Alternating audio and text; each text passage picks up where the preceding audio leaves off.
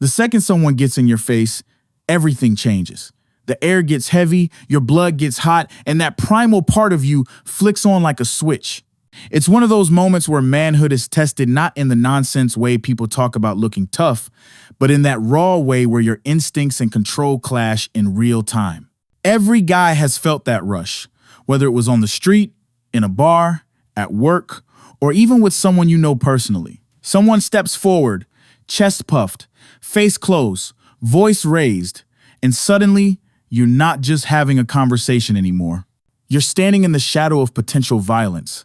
And how you react in that exact second says everything about the kind of man you are. It's not just about throwing fists or backing down. It's about managing the storm inside you and understanding what the situation calls for. Because not every clash deserves the same response. The first thing that happens when someone gets in your face is physical. Your body doesn't wait for your mind to think it over. It fires up the fight or flight system before you even process what's going on. Your vision narrows. Your heart races. Your shoulders stiffen. The primitive part of your brain thinks you're about to fight for your life. And that's where a lot of guys mess up. They let that rush carry them into a blind reaction, throwing hands or shoving just because the pressure feels overwhelming. But real strength comes from recognizing what's happening in your body and keeping it on a leash. A man who can stay calm when someone is barking right in his face has already won more than half the battle, because the other guy expects you to react emotionally. He wants you flustered, wants you to panic, wants you to explode without thinking. When you stay steady, you steal that power right out of his hands. Think about how wolves test each other in the wild. They square up, teeth bared, but most of the time it doesn't even turn into a full fight. It's a display, a test of dominance, and whichever one shows fear or overreacts first usually loses. Humans aren't much different. When a guy gets nose to nose with you, he's testing whether you'll crumble, lash out recklessly, or stand your ground. The trick is to hold yourself with solid confidence, not by puffing up like some cartoon tough guy, but by keeping your posture open, chin steady, eyes locked, breathing slow. That subtle control says more about you than shouting or swinging ever will. It tells him you're not scared, but you're also not stupid enough to throw away control. The next piece is psychological. You've got to understand why someone is even in your face in the first place. 9 times out of 10, it's ego. Maybe you embarrassed him. Maybe he felt disrespected. Maybe alcohol is doing the talking, or maybe he's just looking for a fight because he's carrying some bitterness inside. Whatever the reason, it's almost never about the thing he's yelling at you about. That's where your awareness as a man comes in. You've got to read his energy, see if this is a guy who's actually ready to throw down or if he's just blowing steam. The drunk loudmouth in a bar is different from the guy on the street corner who keeps glancing around like he's ready to swing. By taking that 1 second to read the situation, you give yourself an edge. Because if you can sense what he's after, you'll know whether to diffuse, to warn, or to brace for the hit.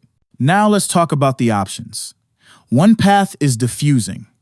That doesn't mean cowering or begging. It means using words and tone to drain the fire out of the moment.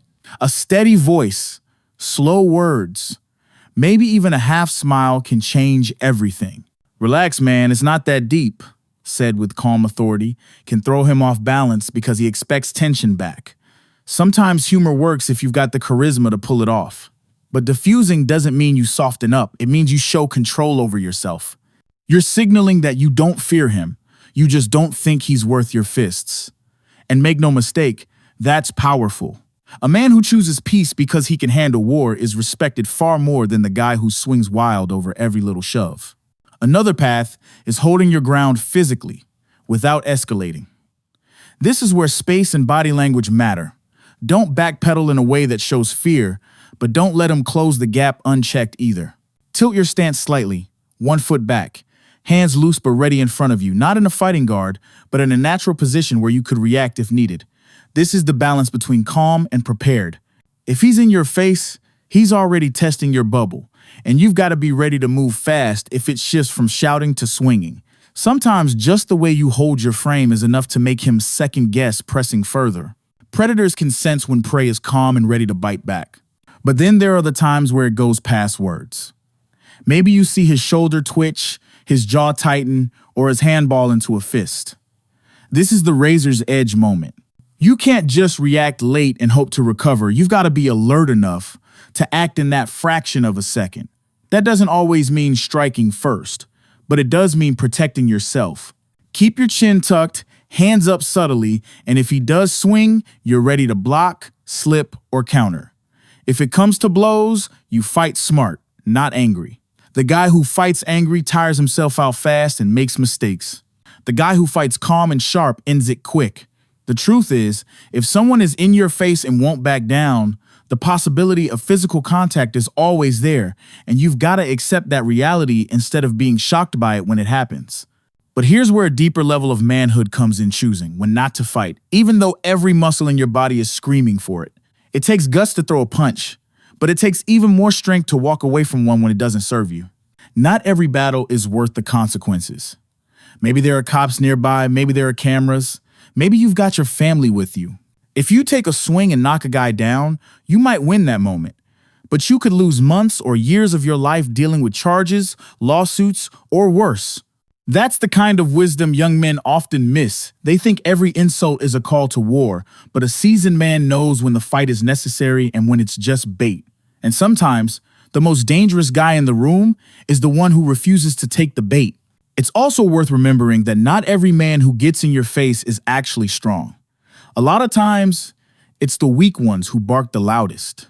They've got nothing real behind them, so they lean on volume and proximity to make up for it. Recognizing this can give you even more confidence to stay composed. When you know deep down that the guy screaming in your face doesn't actually want the smoke, you can almost laugh inside at how desperate he looks. Of course, you don't want to show that laugh in the wrong way and trigger him, but holding that inner truth makes you unshakable. He's leaning on fake intimidation while you're standing on genuine self-control. There's another angle too: respect. Sometimes the man in your face isn't a stranger, but someone you know, maybe even someone you care about. That changes things. If it's a brother, a friend, or even a family member, the goal isn't to dominate, but to protect the bond while still protecting yourself. You hold the line firmly, but you also speak with clarity. You say what needs to be said without letting your pride override the bigger picture. Because fights between men who know each other don't just leave bruises, they leave scars on the relationship. Knowing how to stay steady in your own respect without blowing it all apart is another test of manhood altogether. What all of this boils down to is that when someone gets in your face, it's not really about them, it's about you. It's about what kind of man you've built yourself into before that moment even happens. Do you train your body so you know you can defend yourself if it comes to it? Do you train your mind so you can keep calm under pressure? Do you check your ego so you don't mistake every challenge for an attack on your worth? These things are forged long before the confrontation happens. And when it does, you don't have to fake it, you just respond from what you've already become. That's why discipline, self-respect, and awareness matter so much in a man's life. They're not just things to brag about.